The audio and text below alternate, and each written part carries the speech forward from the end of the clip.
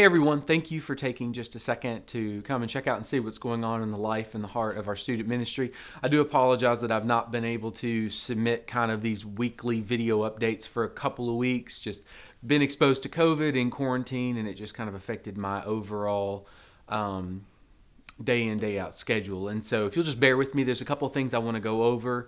When it comes to this week, really nothing's changed for us. We're still meeting at on Wednesday night at 6:15 in the student wing. We are going to be finishing up our Q&A time. It feels like we've been doing that for months, but just different things and quarantine and just changing of schedules and whatnot has forced us to push some of those things back. And so we will be finishing that up on Wednesday. So that's going to be exciting. Jensen's going to be leading worship. It'll just be a great time to be together. And I don't know if you're fully aware, and this is bad communication on my part, and so I apologize for that, but we've just tried to be a little bit more sensitive over the last couple of weeks with such high student COVID numbers. We've asked students that when they come in the building just to wear a mask. We're in a much tighter setting area than what we were in the heart of the pandemic.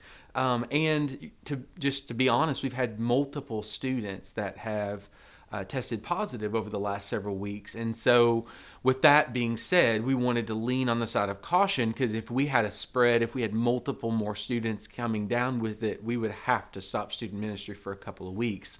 And in my opinion, being able to meet is way more important than, whether or not I should wear a mask or not. And so that was kind of a leadership decision that we made. We are evaluating that from week to week. And so we'll kind of keep you guys apprised on kind of what we're planning on doing. Of course, the signs are out and students can see that. And so that's Wednesday night. Sunday, we are trying to take advantage of this beautiful weather.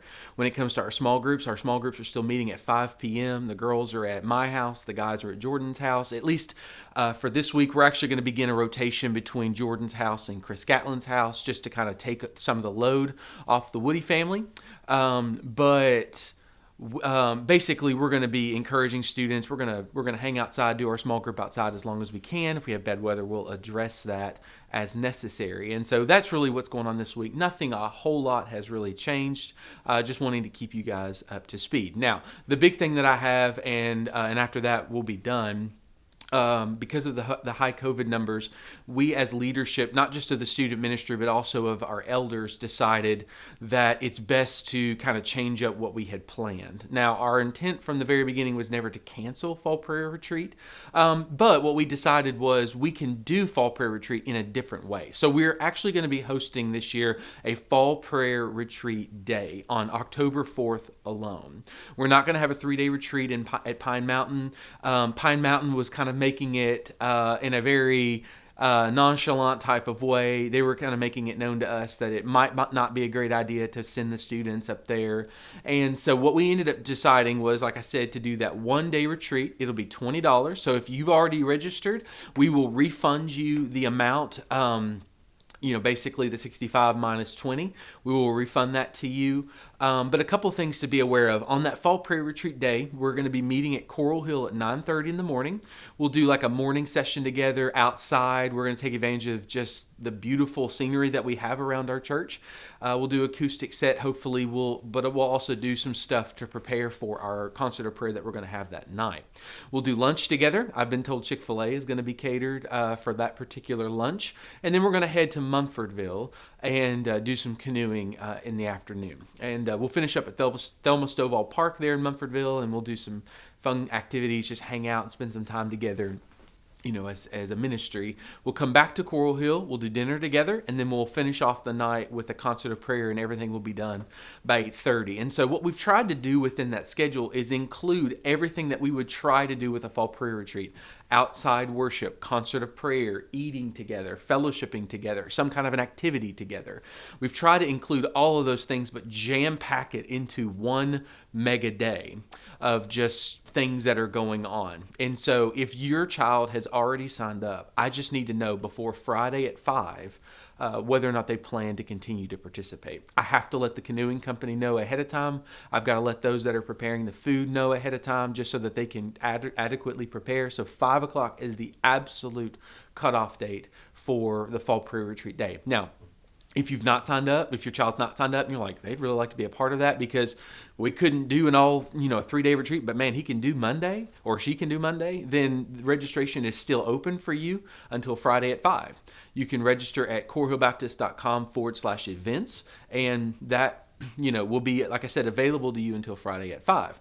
One of the other little details that we've changed, just because it changes the budget so much, what we're doing as a ministry, of course, early on in the registration process, we offered Fall Prayer Retreat t-shirts to students for $10. We're actually reopening that. We did not place the order. We wanted to see kind of what was going to happen with COVID before we placed that order.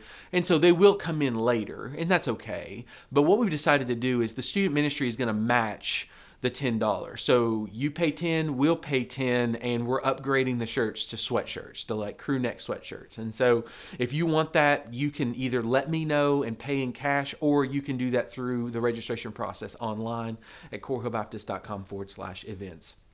It's by no means a fall prayer retreat, but it definitely is going to be a day that is just going to be unique, tons of fun. You find yourself saying, well, what about weather? Well, at this point, if it's raining a little bit, we're going to go canoeing. I mean, it's just the way it is. We're going to try to do as much of this rain or shine. We're going to adjust things around. We're not just going to, at the first sign of trouble, try to cancel.